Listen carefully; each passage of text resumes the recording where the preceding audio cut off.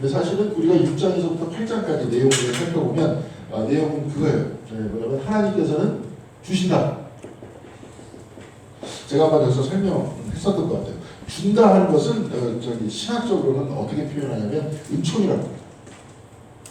하나님께서는 주시는 게 은총이라면 우리가 받는 걸 뭡니까? 받는다. 네, 믿음입니다. 그럼 믿음은 그냥 믿음으로서 존재하는 게 아니라 은총을 받는 것. 은총이다, 은혜라는 거죠. 그러면 믿음이라는 것은 어디에 대한 믿음입니까? 은혜에 대한 믿음이죠. 내가 믿음으로 산다. 그럼 뭐예요? 거기 플러스 은혜가 숨겨져 있는 거예요. 그러니까 사무엘하 6장에서부터 7장까지는 하나님의 은혜에 대해서 말씀하고 있고, 인간이 해야 될 것은 믿음에 대해서 이야기합니다. 그러니까 뭐 7장에서는 다윗이 이제 성전을 질까? 이제 내 집은 있는데 하나님의 집이 없다. 성전을 지는 게 어떻겠느냐? 딱 얘기를 하면서 본인은 이제 직접 소통할 수 없으니까 그럼 소통을 하죠. 이 사람이 에봇을 입고 갈까요 말까요? 뭐 이런 거 물어보잖아요. 그리고 저번 시간에 보니까 갈까요 말까요라고 이렇게 딱 하나님한테 여쭤봤을 때 하나님이 가라 마라만 대답을 했다가 저번 시간에 쭉 보니까 가라 마라보다도 더 구체적으로 설명을 하죠. 저 블레셋군이 이렇게 올 테니까 숲속에 숨어가지고 있다가 기습을 해요. 구체적으로 그 말씀을 하시는 것을 제가 여러분들한테 말씀드리면서 뭐라 그랬냐면 다윗이 그냥 에봇을 입고 할까요 말까요만 물었었던 것이 아니라 이제는 선지자와 같은 사람이 됐다 이렇게 이야기를 해요. 근데 이제 오늘 그 7장의 말씀을 보면 나단이 길게 하나님과 하나님의 말씀을 듣습니다. 쭉 듣고 그대로 다윗한테 전해주니까 다윗이 다시 기도하는 그 내용이에요. 근데 그것도 똑같이 하나님의 은혜에 대한 내용. 하나님께서 내게 은혜를 베푸셨는데 내가 하나님의 집을 지어줘야 되겠다. 그래서 막 이야기를 하니까 하나님께서는 그럴 필요 없다. 나는 주는 존재지 받는 존재 아니다. 너희들이 받는 거다. 그렇게 말씀하시죠. 그러면서 내가 너에게 복을 내려주었고 이스라엘 민족에게 복을 줬다. 그러니까 그렇게 말씀하십니다. 그리고 8장에는 구체적으로 하나님께서 어떻게 복을 주셨는지 다윗의 승리를 쭉 이야기하고 있고요. 혹시 뭐 받으셨죠? 안 받으셨나요? 우리 권사님께서 권사님께서 그렇습니다. 제가 다 이해합니다. 저도 이제 손들이 나이가 들다 보니까 자꾸 제가 한번 이제 좀 비슷한 그 이야기를 먼저 교회에 있을 때 교회 전도사님이 계셨어요. 전도사님 계셨는데 제가 이제 커피를 막 해가지고 타서 드렸습니다. 전화해서 딱 드렸는데 갑자기 제 거 드립포트라고 그러나 포트 이게 드는 거 그거죠? 서버를 주전자 유리주전자를 가지고 가시더라고요. 그래서 왜 가지고 가시지? 생각했어요. 뭐 이렇게 좀 설거지 해주려고 하나 그렇게 하시지도 않는 분인데 너무나도 나이도 많고 갑자기 했는데 그 방에 들어가지고 제가 그냥 왜 가지고 가냐 말하기가 조금 그래서 좀 있다가 그 방에 가서 제게 여기 있네요. 그러니까 이게 왜 여기 있지? 그리고 그 말을 제가 우리 사모님한테 얘기했어요. 집사람한테. 그런 일이 있었다니까 충분히 이해가 간다. 점점 좀 그렇죠. 이상하게 가는 것 같아요. 근데 가만히 보니까 나이가 들어가면서 다 영악하게 모든 것들을 다 기억하면 사람 스트레스 받아서 못 살 것 같아요. 그렇죠. 나이가 많이 들어가면서 안 좋은 것들도 많이 보고 막 이렇게 되니까 그런 거는 자꾸 까먹어야죠. 까먹고 잊어버리고 기억하지도 않고. 복사를 다 해보셨네요. 복사는 다행히. 그 내용이 이제 지금 여러분한테 이렇게 쫓아가는 건 아니고 원래 이렇게 딱 비치면 한꺼번에 비치면 되는데 종이 낭비가 좀 있을 수도 있습니다. 근데 거기서 보면 다윗 시대 때 확장된 영토를 보여주고 있습니다. 그러니까 사울 시대 때에 비해서 다윗 시대에 얼마만큼 영토가 확장됐느냐. 근데 여기서는 확장됐다는 것을 하나님의 복이라고 그렇게 가르쳐주고 있습니다. 그래서 이미 다윗 시대에서부터 그리고 그 이전 시대부터 굉장히 높이 나는 사람이 있었습니다. 높이 날랐다. 영적으로 높이 날랐다. 이게 뭘까요? 하나님께서 다윗한테 그러세요. 너의 나라가 영원할 것이다. 네? 너의 나라가 끊기지 않고 영원할 것이다. 근데 여러분 성경책을 보니까 영원했습니까? 다윗의 나라가. 솔로몬 시대 딱 끝나니까 반으로 갈라졌잖아요. 그리고 나서 북이스라엘도 망했고 남유다는 누구한테 망했습니까? 바벨론한테 망하고 성전도 다 부서지고. 그럼 영원하지 않았던 거 아니에요? 아니요? 근데 하나님께서 말씀하세요. 오늘 사무엘하 7장에 보면 너희 나라가 영원할 것이다. 그런 표현을 하십니다. 안 영원한데 무슨 영원해요. 그런데 그러면서 거기에 대한 이해를 하기 시작하죠. 하나님의 말씀이 들려오면 어떻게 해야 됩니까? 이해해야 되죠. 어떻게 이해합니까? 영원하지 않았는데 영원하다. 근데 하나님께서 그럼 영원하다는 그런 뜻은 무엇일까? 무엇일 것 같아요? 너희 나라가 영원하다는 영원하지 않았는데, 그러니까 그때 이제 바울 같은 사람들이 나타나서, 바울보다 이전의 그 사람들은 뭐냐면 이스라엘에서, 아니면 오늘 새벽에 잠깐 얘기했지만 이 하나님의 이름을 과거에는 그랬대요. 저기 여러분들한테 이렇게 쭉 영토를 줬잖아요. 그렇죠? 다윗의 영토가 쭉 있다 그러면 다윗이 거의 끝까지 가가지고 다스리지 못하잖아요. 영토가 넓은데, 예를 들어서 블레셋 근방까지가 이스라엘 영토다 그러면은 거기까지 뭘로 표시를 할까요? 여러분 비봉이라고 써요. 비봉. 북한 사람이라고 하면 거기 꼭대기에 뭐가 있냐면 진흥왕 순수비가 있습니다. 보셨어요? 근데 거기에 아무것도 안 써있는데 그 뭐라고 안 써있어요. 근데 추측컨대 진흥왕 순수비다. 그게.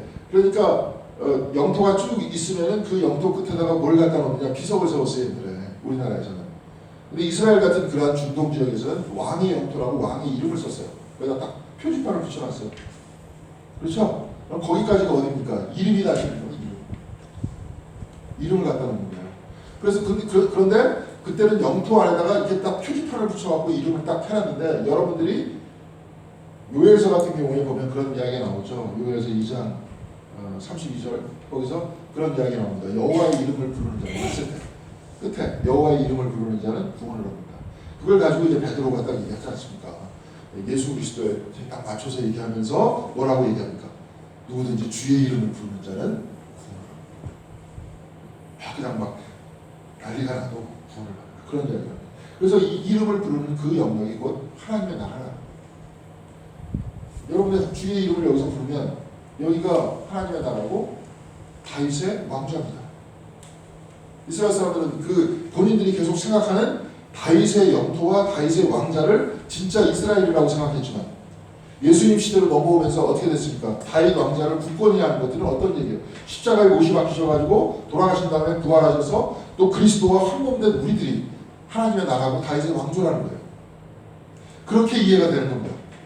옛날에 딱 보니까 이해가 안 됐잖아요. 나라는 사라졌고 지금 이스라엘이라는 나라도 사라졌어요. 그러다가 다시 생긴 거죠. 언제 생겼습니까? 이스라엘이? 저 잘 모릅니다. 2차 대전 끝난 다음에 생겼어요. 2차 대전 끝난 다음에 이스라엘이라는 나라를 만들게 해줬는데, 이스라엘이 딱 만든 것보다도 물론 거기서 옛날에 뭐 키부츠라는 것들 만들고 20세기 초에 뭐 사람들 건너와가지고 생활을 했는데, 그 사람들이 나라를 세운 건 아니에요. 누가 세워줬냐면 영국에서 세워줬어요. 네. 나라를 하여튼 세웠어요. 그래가지고 그걸 가지고 막 얘기를 하는데, 여하튼 간에 그런 이야기가 아니고 2000년 동안 나라 없이 이 사람들이 지냈는데, 그럼 거기서 다윗 왕조라는 게 과연 뭐냐. 그들이 이런 이야기를 했죠. 하나님의 이름을 부르는 거. 회당에서 하나님의 이름을 부르는 거. 성경책을 펼쳐내면서 이름을 부르는 거. 그것도 마찬가지. 우리 똑같이 주기도문을 외울 때 가장 먼저 앞에 뭐라고 얘기합니까? 하늘에 계신 우리 아버지요. 뭐가 거룩히 여김을 받으시오. 이름이 거룩히 여김을 받으시오. 하나님의 이름 부르죠. 그리스도의 이름을 부르고, 그러면서 거기가 서 있는 그 땅, 바로 그것이 하나님 나라. 이제 동양에서도 뭐 이런 게 있어요. 뭐 입척해진다, 뭐 해가지고 뭐 그런 얘기를 하는데, 우리는 그런 얘기. 무릎 꿇고 기도하는 그곳이 하나님 나라예요. 여러분 하나님 믿고 아멘하는 그 장소가 하나님 나라. 이제 그거보다 제가 좀 아까 얘기했듯이 높이 나르는 사람이라고 했죠. 그런 사람. 그러니까 더 높이 나르는 사람, 우리 비슷한 사람이 이제 톨스토이라고 있는데, 저기 가끔 한번 보세요. 저기에 조기쯤에 꽂혀 있어요. 도서관 조기쯤에 톨스토이 인생이란 무엇인가. 여기 옛날에 인생 독본이라고 그러기도 했는데 책이 두껍습니다. 그래서 책 괜찮습니다. 그거 가지고 가셔서 주무시다가 좀 졸리면 배고 주무셔도 딱 베개 사이즈. 되게 두꺼워요. 그게 1년 365일 묵상집이에요. 1년 365일. 근데 한 줄로 돼 있는 게 아니라 한 4-5페이지 정도 있어요. 읽을 거리가 꽤. 그러니까 톨스토이가 이제 과거에 그때 당시만 해도 가장 최고의 지식인이었잖아요, 러시아에. 근데 그분이 이제 본인이 여태까지 공부하고 듣고 했었던 모든 얘기들을 러시아의 일반적인 그냥 사람들이 다 책을 읽지 못하니까 거기서 중요한 글만 쫙 뽑아가지고 쫙 갖다 놨어요. 금원독이. 근데 금원독인데 그냥 좋은 걸 그냥 막 갖다 놓은 게 아니에요. 그 사람이 이제 잘 아시겠지만 무신론자였다가 갑자기 영화 우리 교회에서 봤나요? 안나 까레리나라고 장편 소설입니다. 있습니다. 이제 그거를 쓸 때쯤 사람이 참여를 해요. 그때 사람이 뭘 참여하냐면 저하고 나이가 비슷할 때 참여를 해요. 그러니까 저도 그 톨스토이처럼 돈이 많았으면 한 50대 중반까지 좀 놀다가 참여할 걸. 돈이 별로 없어서 아닌가. 근데 그 사람이 막 그 귀족이었잖아요. 백작 집안이었어요. 그러다가 참여를 합니다. 근데 참여를 하는 그 이유가 갑작스럽게 53세가 될 때쯤에 죽음이 남의 얘기가 아니라 자기 얘기로 딱 꽂히기 시작해요.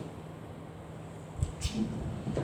그러니까 굉장히 중요한 겁니다. 죽음이 뭐랄까요, 굉장히 큰 저주라고 생각하는데 이 사람들한테는 축복이. 그러니까 하나님을 발견하게 되잖아요. 지금 이제 혹시 우리가 나중에 시간이 있으면 그 목사님 한 분을 모셔가지고 건강 강좌를 좀 하고 싶은데 그분이 뭐 특이하게 배운 건 없습니다. 그런데 굉장히 그쪽에서 잘 아세요. 근데 그분이 이제 시골교회라고 화천에서 목회를 하시는 분이에요. 윤낙현 목사님이라고. 근데 그분이 목사가 된 이유도 이거하고 똑같아요. 자기도 어느 날 갑자기 자기 연수를 살아온 날짜를 계산을 해봤대요. 여태까지 며칠 살았나. 며칠 꽤 오래 살았으니까 40대쯤 그렇게 됐죠. 근데 앞으로 얼마를 살까 날짜를 계산해 보니까 자기도 이제 오래 안 살 것 같다. 그래서 그 다음부터 이제 하나님께 좀 더 가까이 다가가면서 그 다음에 목회를 하기 시작했습니다. 신학대학을 나와서. 네. 근데 이제 이 사람이 안나 까레니나를 쓸 때쯤에 갑자기 죽음이 엄습해 들어와요. 그러면서 책이 있어요. 어거스틴의 고백록 비슷하게 참회록이라는 책을 씁니다.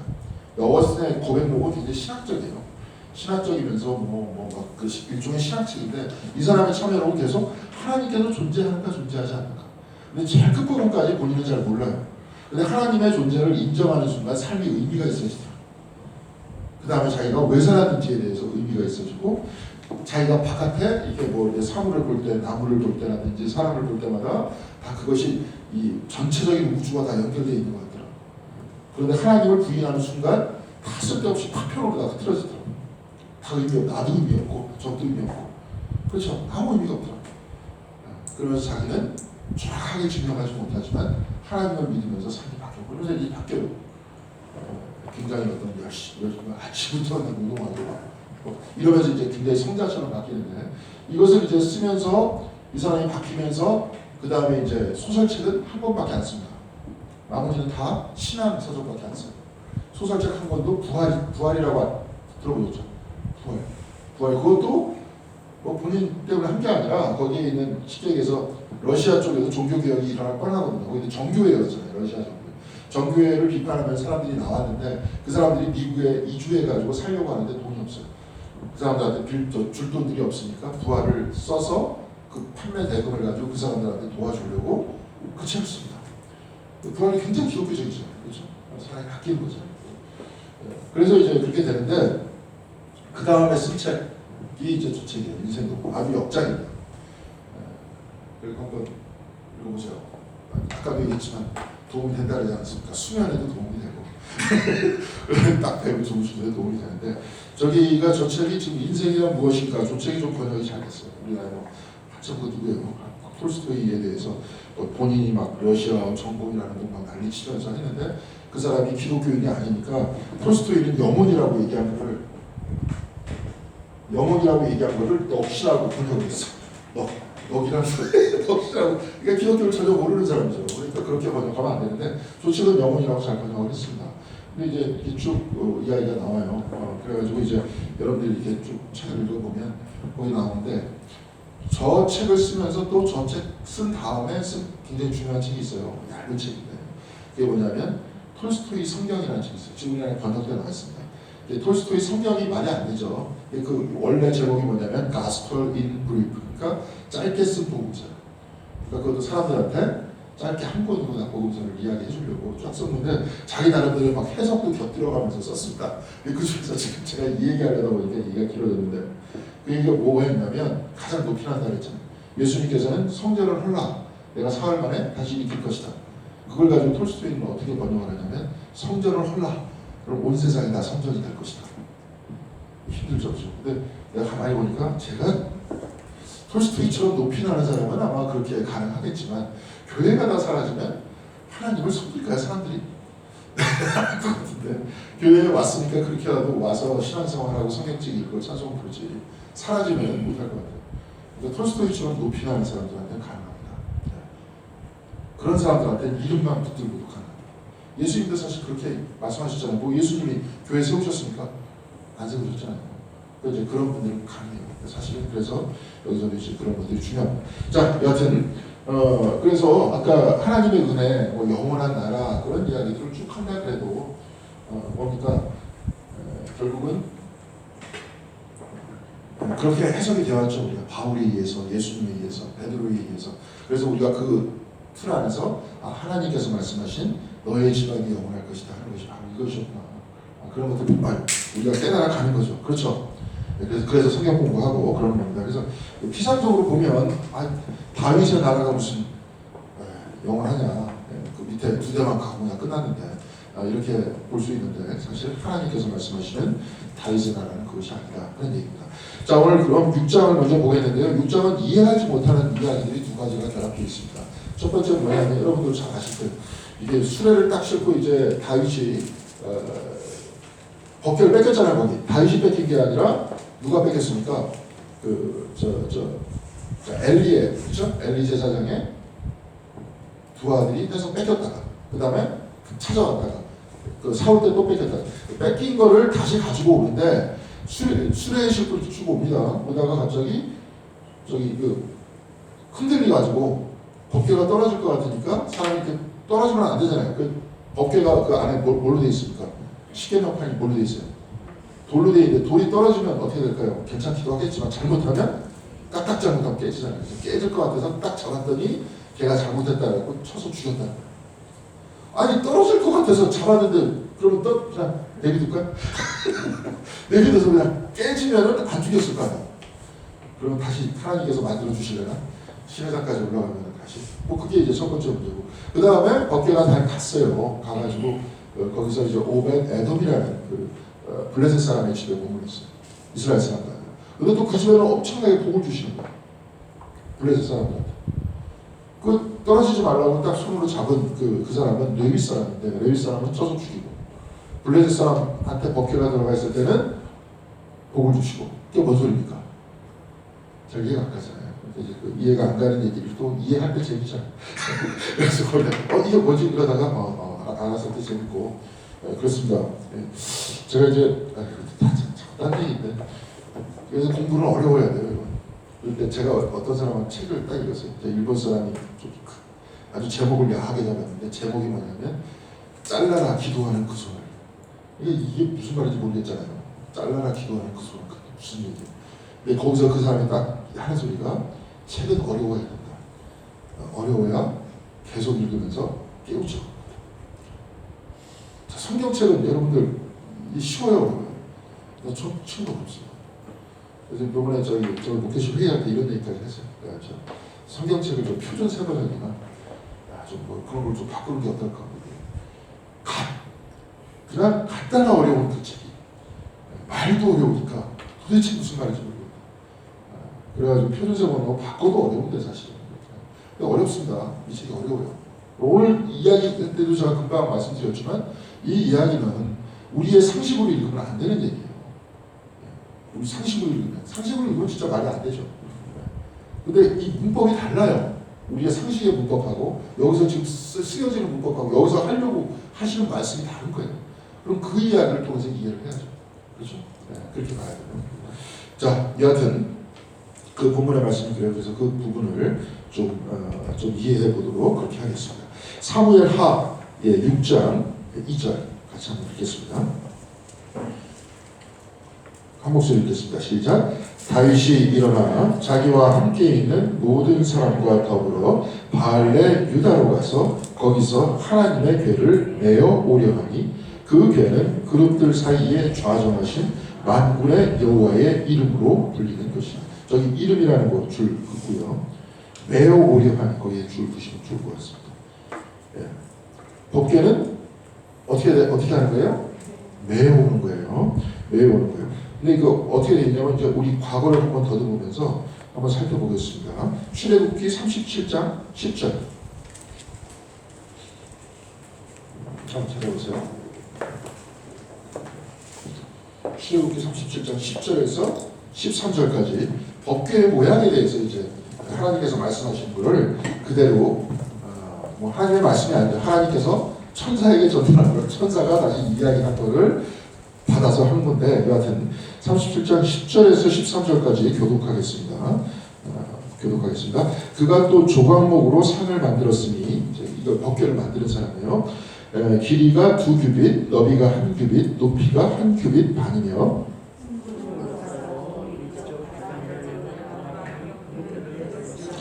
자, 조각목이라는 게 뭡니까?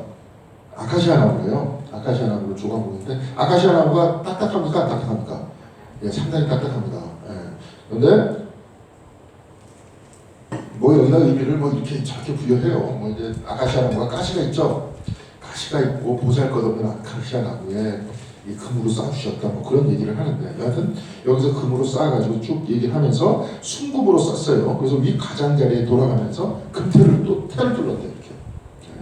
그 다음에 12절 제가 읽을게요. 그 주위에 손바닥 넓이만한 턱을 만들고 그 턱 주위에 금으로 태를 만들었고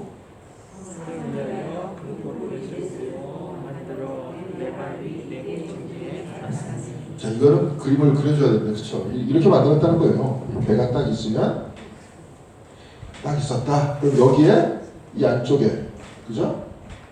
네. 고리를 달았다는 거예요. 고리를 밑에. 그래가지고 아까 돈 같은 거 있었다 그랬죠? 이런 식으로 했었다는 거죠. 그리고 여기서 아까 그룹들 사이에 이렇게 있다는 그룹들이라는 게 천사예요. 천사까지 구체적으로 못 그리겠습니다. 날개 이게 날개. 네. 그리고 이 사람들이 그 유대인들이 여기서 뭐라고 얘기했냐면 하나님께서 여기 자정하신다. 그러니까 하나님께서 있는 위치가 정해져 있는 게 아니죠. 여기 고리 달려 있죠. 움직이죠. 움직이는데 이거 뭘로 움직입니까? 메고. 레위인들이 4명이서 여기서 메고 주위에 호위하고 그러면서 가는 거예요. 그래가지고 이제 다윗이 오늘 지금 얘기했어요. 오늘 6장 2절 다시 사무엘하 6장 2절 가겠습니다. 바알레 유다로 가가지고 하나님의 궤를 어떻게 한다 그랬어요? 매가지고 다시 올려온다는 거예요. 그런데 3절에 갑자기 말이 바뀝니다. 3절에 어떻게 되어 있냐면 같이 읽겠습니다. 시작. 그들이 하나님의 궤를 새 수레에 싣고 산에 있는 아비나답의 집에서 나오는데 아비나답의 아들 우사와 아효가 그 새 수레를 모니라. 좀 뭐 어떻게 하다 했어요? 매가지고 와야 되는데 어디에다 갖다 놨어요? 수레에다 갖다 놨어요. 수레에다 갖다 놓으라고 얘기 안 했어요. 네. 원래 여기서 나중에 오경이라고 그러잖아요. 모세가 썼다 그랬는데 모세가 하여튼 뭐 5개의 경전이 가장 중요한 율법서인데 율법서 안에서 어떻게 돼 있냐면 규정이 매가지고 오게 돼 있는 거예요. 근데 자기가 멋대로 수레에다가 지금 싣고 있는 거예요. 예. 그래가지고 쭉쭉 같이 읽었죠. 그래서 6절 한번 보겠습니다.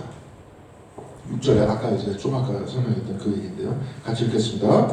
그들이 나곤의 타작마당에 이르러서는 소들이 띠므로 우사가 손을 들어 하나님의 궤를 붙들었다. 확 뛰었대요. 소가 확 뛰니까 궤가 떨어질 것 같으니까 어떻게 했다 그랬어요? 붙들었다. 손을 붙들었다. 그랬는데 그 다음에 7절 보겠습니다. 같이 읽겠습니다. 여호와 하나님이 우사가 잘못함으로 말미암아 진노하사 그를 그곳에서 치시니 그가 거기 여호와의 궤 곁에서 죽으리라. 이게 이제 문제의 구조입니다. 정확하게 얘기했던 문제입니다. 아니 떨어질 것 같아갖고 막아놨는데 어떻게 했느냐. 근데 이미 이 힌트는 다 드렸죠. 그렇죠? 원래 어떻게 하는 거라 그랬어요? 어깨에 매는 거라 그랬어요. 근데 여기서도 보니까 궤를 붙들었다 그러죠? 예, 하나님의 궤를 붙들었던 6절에 그죠? 예, 붙들었던 게 영어가 take hold of예요. 그거는 영어도 똑같이 돼 있는데 거기 그렇게 돼 있대요. 저 히브리어는 제가 뭐 하도 오래전에 까먹었는데 아카르라고 돼 있는데 아카르. 근데 아카르라는 게 붙들다는 뜻도 있지만 치다라는 뜻도 있어요. 쳤다. 손으로 쳤다. 그리고 또 우사라는 이름이 되게 재밌어요. 황소고집이라는 뜻이에요. 황소고집. 황소고집으로 하나님의 궤를 쳤다. 이건 뭐예요? 그럼 딱 추리를 해보세요. 메고 와야 되는데 메보지 않고 귀찮으니까 황소고집으로 어떻게 했어요? 수레에다 싣고 왔다가 그 다음에 괴를 어떻게 했습니까? 쳤어요. 하나님의 뜻에 의해서 아까도 말씀드렸지만 은총은 누가 주시는 거예요? 하나님께서 주시는데 자기 뜻대로 치려고 했어요. 거꾸로 뒤집혔어 지금. 자, 인간의 생명은 수명은 한정이 있어요. 생명은 어디서부터 오냐? 하나님으로부터 올 거예요. 그리고 우리는 영생도 하나님으로부터 온다고 믿고 있습니다. 그러니까 기독교인들이죠. 그래서 여기서 신앙생활하고 말씀 읽고 같이 은혜를 받고 있습니다. 근데 지금 뒤집혔습니다. 내 뜻대로. 근데 성경에는 이런 얘기 많아요. 지금은 내 뜻대로 쳤다, 내가 끌고 왔다 이런 표현들을 쓰지만 여기서 우상 숭배를 할 때마다 하나님께서 항상 사람들한테 딱 고발하면서 뭐라고 하냐면 네 손으로 만든 거라는 표현을 쓰세요. 네 손으로 만든 거. 네 손으로 만든 거. 하나님이 우리를 만들었는데 너희들은 네 손으로 만든 거를 섬긴다. 그러면서 제가 한번 여기서 말씀했을 겁니다. 우리 계속 되뇌야 돼. 어차피 계속 반복하는 건데 지금 여기 있는 거 다 누가 만든 겁니까? 저기 우리 공감을 누가 만들었어요? 하나님 만들었어요. 자, 손으로 만들었죠. 교회도 저번에 이거 훈계 욕하는 건 아닙니다. 왜냐하면 신학이 잘못됐으면 욕하는 거예요. 비판하는 겁니다. 너 신학자이기 때문에. 저기 뭐요? 저 옛날에 저 사랑의 교회 아시죠? 그 앞에 많이 막힙니다. 막히는데 제가 보니까 가운데 이렇게 교회 종탑 하나만 딱 치면은 그 쌍둥이 빌딩이더라고요. 보니까 아주 잘 비싸게 팔 수 있을 것 같아요. 그러니까 벌써 누가 그렇게 생각하시는 분이 있어요. 저 아마 그것 때문에 가장 좋은 위치에서 이렇게 세웠을 거다. 대기업이 들어가면 되잖아요. 나중에 쫙 세운 다음에 앞에 깃발을 쫙 붙여놨어요. 저기 사랑의 교회 처음 만들었을 때 뭐라고 썼냐면 하나님께서인가 하나님이 다 하셨습니다. 이렇게 신화 구도를 썼더라고요.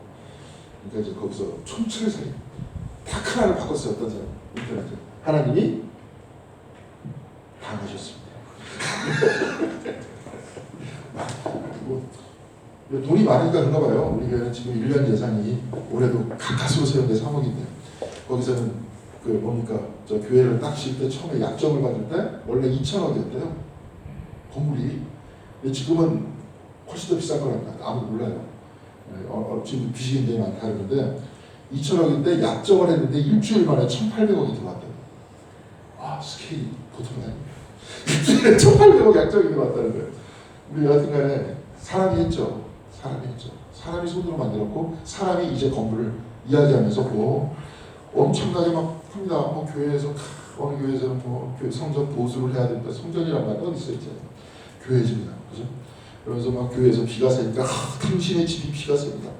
당신의 집이 어디 있습니까? 다 하나님 안에 있는데 이미 다 솔로몬이 고백했잖아요. 이 우주가 하나님 안에 있는데 어디서 하나님을 가둘 수 있겠습니까? 그렇죠? 아니 그 하나님 주시는 분이에요. 우리를 받는 거. 근데 착각하는 거예요 지금. 똑같이 우리가 하나님한테 줄 수 있다고 생각해 뭐를 줄까요? 네? 제가 몇 번 얘기했잖아요. 성경책에 쭉 보면은 미안합니다 하나님한테. 제사를 딱 드릴 때 어떻게 합니까? 네. 하나님한테는 그 창자, 네. 창자만 드립니다. 기름하고 먹을 거는 사람이 다 먹고. 그렇죠? 그럼 왜 그런 거예요? 하나님 뭐 우리가 저기 이렇게 태우는 거 드십니까? 아 맛있다. 그래서 드세요? 그렇죠? 흠양하신다. 향기로운 제사니라 흠양한다. 이 창자라든지 기름이라든지 안에 있는 지저분한 거잖아요. 너희들의 죄의 회개를 흠양하신다. 그런 뜻이잖아요. 근데 자꾸 착각해요. 어떨 때는 헌금이 뇌물이에요. 내가 이만큼 줬으니까 내일 더 큰 걸로 주시기를 믿습니다. 물론 그럴 수 있겠죠. 초신자 때. 근데 이제 오래됐을 때는 그렇게 하면 안 되잖아요. 지금 여기서도 마찬가지입니다. 자기 뜻대로 하다가 붙들었어요. 그래가지고 죽은 겁니다. 근데 이 사람은 이제 이렇게 읽어야 돼요. 이 사람이 그래서 죽었다 이렇게 보는 게 아니라 어떤 얘기입니까? 우린 이렇게 읽어야 되는 거는 사람은 죽는다. 그렇죠? 사람은 죽는다.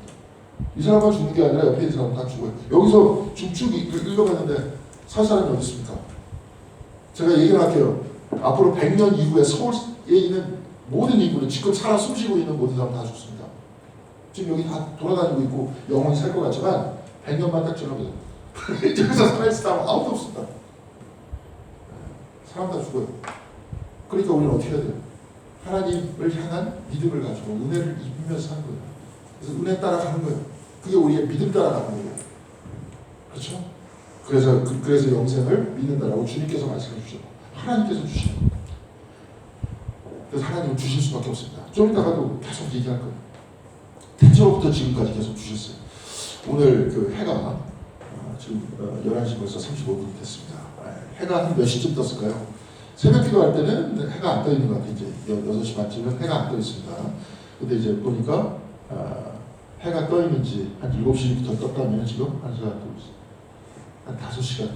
한 5시간 반째 해가 떠 있는데 자 이제 여러분 돈 내신 분 해 5시간 반을 쬐으니까 하나님은 돈 내야 될 거 아니에요. 공짜 없어요 세상에. 근데 걔는 그냥 주시잖아요. 태초로부터 지금까지 해도 무한대로 주시고 생명도 무한대로 주시고 하나님은 주실 수밖에 없는 거예요. 주시는 분이야 하나님. 그러니까 너희는 나한테 하나님 다윗도 막 성전 져줄게요. 그러니까 져주나 내가 너한테 줬다. 내가 너를 양치기에서 왕으로 세웠다. 내가 세웠다. 땅도 내가 넓혀주겠다. 그런 분이십니다. 그래서 감사하면서 자, 그런 얘기예요. 그래서 이제 지금 이 부분이 그런 얘기예요, 지금. 그래서 그 사람이 죽었다 하는 얘기입니다. 그래서 이제 우사가 그래서 거기서 죽었고요. 그래서 이제 9절 보겠습니다. 여러분 9절장 넘어가서 같이 읽겠습니다. 다윗이 그날에 여호와를 두려워하여 이르되 여호와의 배가 어찌 내게로 오리요 하고 이제 하나님을 두려워하기 시작한 거예요. 여기서 두렵다는 게 그냥 단순하게 두려움이 아니죠, 그렇죠? 이스라엘 사람들이 항상 믿음에 앞서서 제가 몇 번 말씀드렸습니다. 믿음에 앞선 것은 뭐라 그랬어요? 예? 경외라고 그랬잖아요. 그렇죠? 네.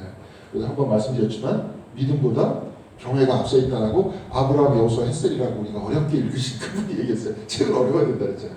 그분이 뭐라 그랬어요? 네. 경외가 사라지면 믿음이 사라진다. 경외가 사라지면 너의 믿음이 지금 문제가 있을 거야.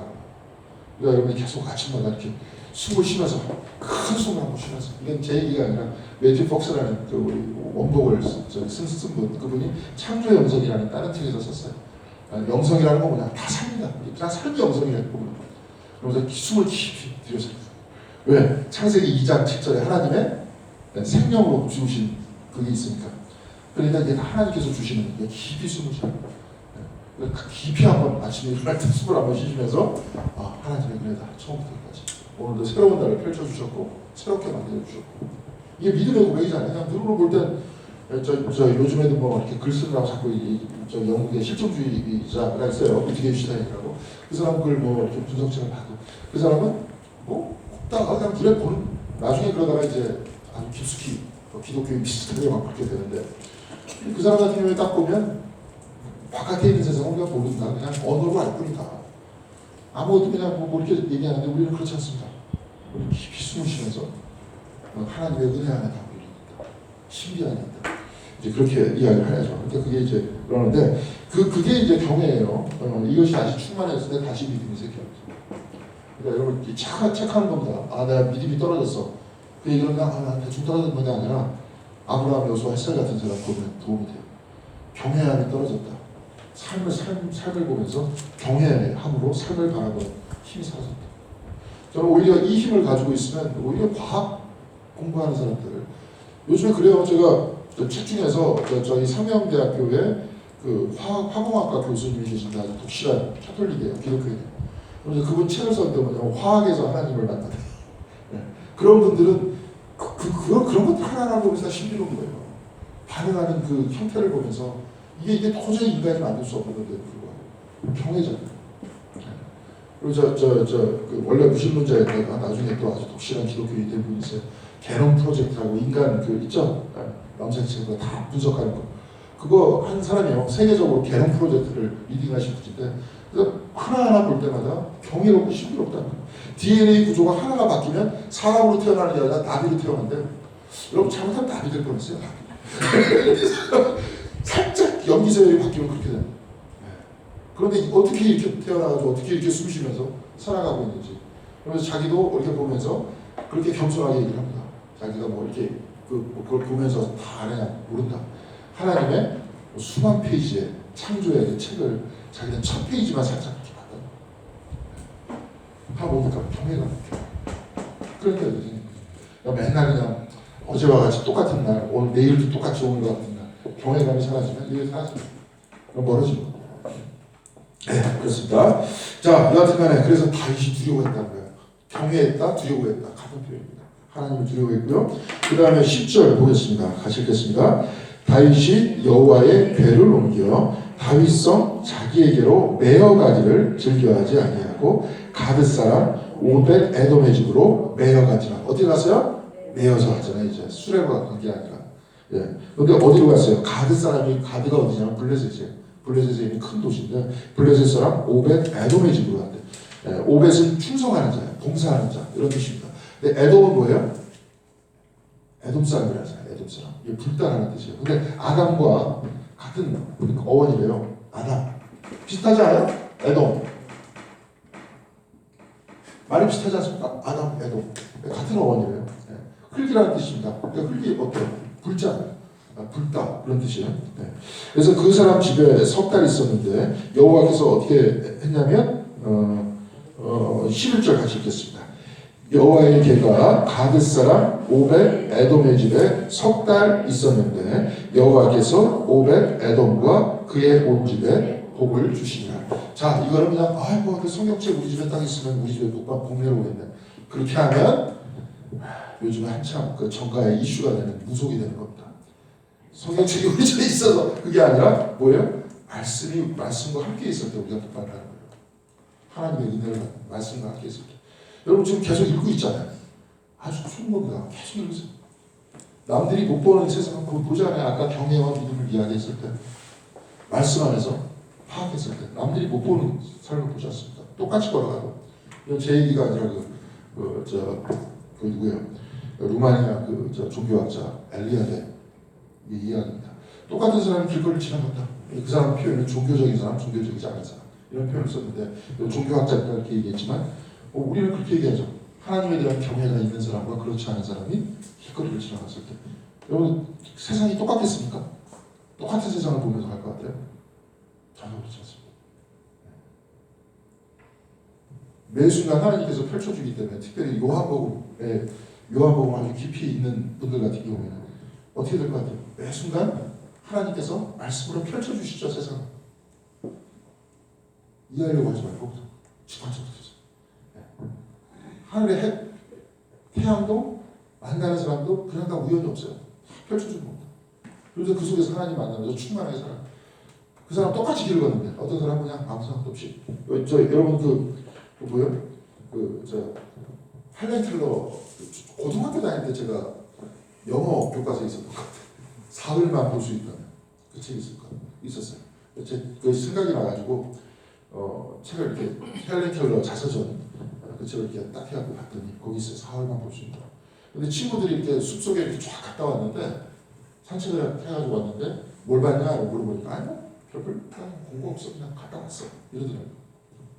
그 사람이 이제 그걸 보면 자기 못 보니까 내가 만약에 사흘만 볼 수 있다. 제일 처음에 보는 게 이제 동력, 해가 뜨는 거 그런 자연을 살펴보다 마지막에는 그냥 인간들 연극하는 거 보고 좀 커다랗게 하나님 쪽으로 갔다가 어느 쪽으로 가냐면 사람 쪽으로 가요. 이렇게 그러면서 하나하나 다 경외감 느끼면서 보거나 오히려 못 보는 사람이 그렇게 얘기하죠. 그 사람은 더 충만하게 살아가는 거죠. 보지 못하지만 마음의 눈으로 진짜 보는 거죠. 그래서 그런 겁니다. 그래서 예전에 우리가 그 영화 봤나요? 어메이징 그레이스 봤나요? 어메이징 그레이스 안 봤나?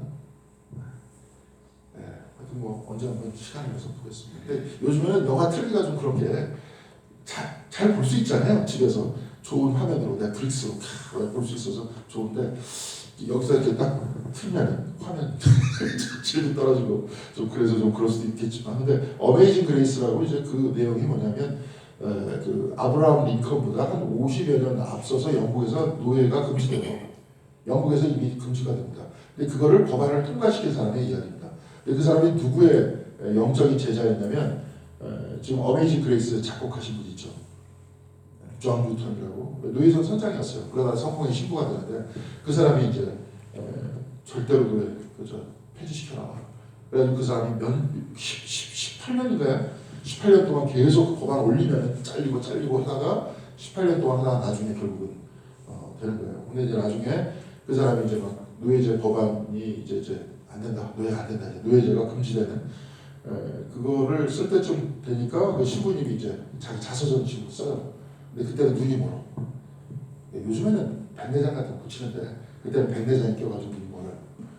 근데 이제 그때 아주 유명한 말씀을 합니다. 그때 이제 어메이징 그레이스, 나 같은 죄인 살리심.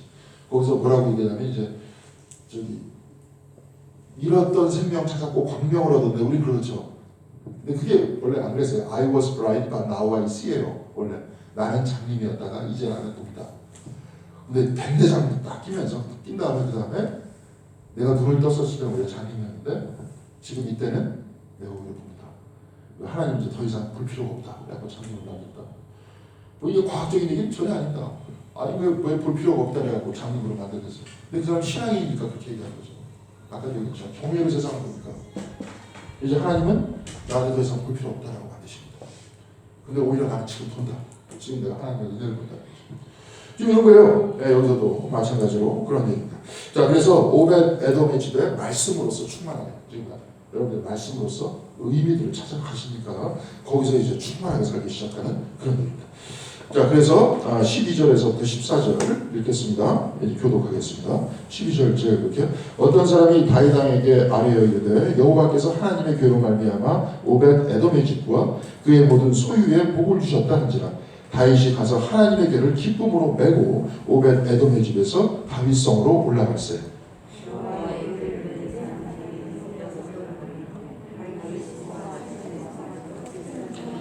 예, 메고 갔다 그랬어요. 근데 기분이 나빠서 갔으니까 기쁨으로 갔으니까 기쁨으로 갔어요. 말씀으로 갔으니까 우리 식으로 얘기하면 뭐가 된 거예요? 전도가 된 거예요. 블레셋 사람이 이제 어떻게 돼요? 하나님을 경외하기 시작하는 거죠.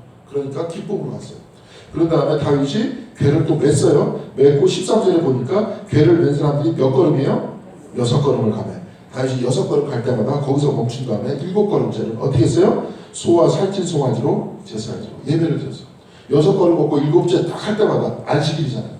그때마다 예배를 드리고 이게 지금 거룩하게 하는 거예요. 좀 아까는 뭐예요? 하나님의 괴를 손으로 탁 치면서 지멋대로 하려고.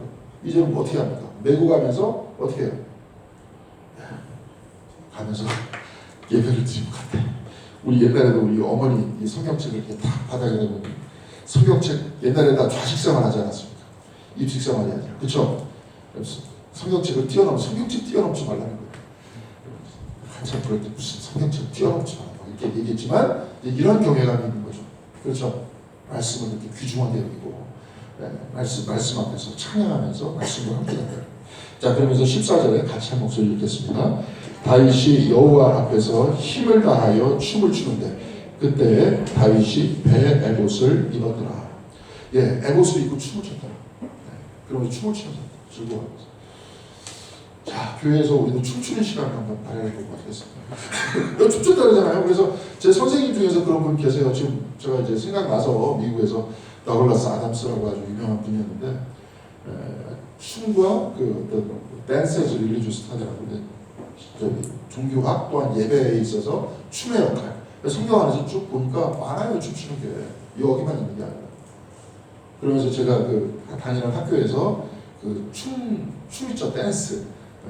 그 수업이 있었어요.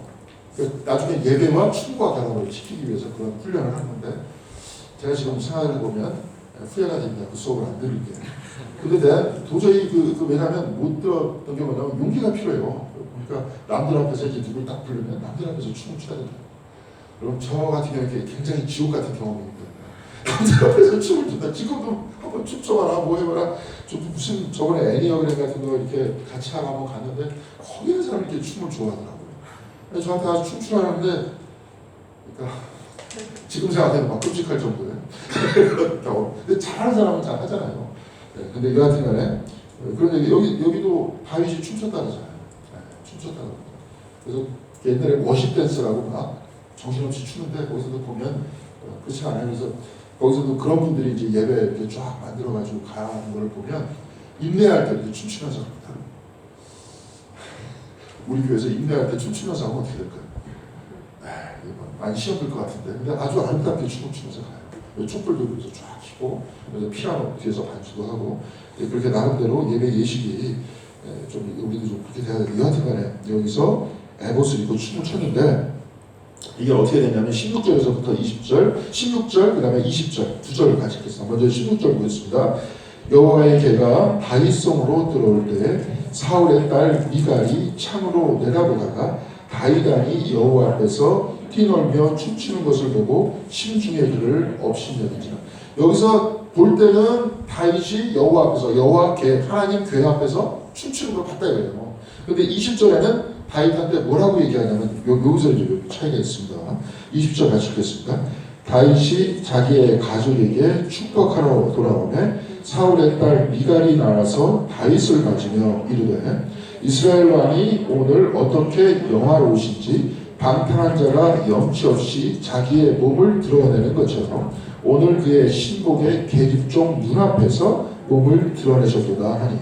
그러니까 벗고 에봇을 입었다는 거예요. 에봇이 이제 얇은 그거니까. 근데 여기서 누구의 눈앞이라 그랬어요? 신복의 계집종의 눈앞. 그러니까 사람을 딱 보는 앞에서 사람들 앞에서 그랬다는 거예요. 그러니까 그랬다 그러는데 21절에 다윗이 대답합니다. 같이 읽겠습니다. 다윗이 미갈에게 이르되 이는 여호와 앞에서 한 것이니라. 그가 내 아버지의 그 온 집을 버리시고 나를 택하사 나를 여호와의 백성 이스라엘의 주권자로 삼으셨으니 내가 여호와 앞에서 뛰놀리라. 여기서 여호와 앞이라는 말이 두 번 나오죠. 여호와 앞에서 한 것이라. 여호와 앞에서 뛰놀리라. 춤추는 게 어떻다는 거예요? 뛰노는 거예요. 뛰노는 거예요. 그렇게 얘기하죠. 자, 그럼 미갈은 누구 앞이라고 했어요? 신복의 계집종의 누나. 다윗은 누구의 앞이라고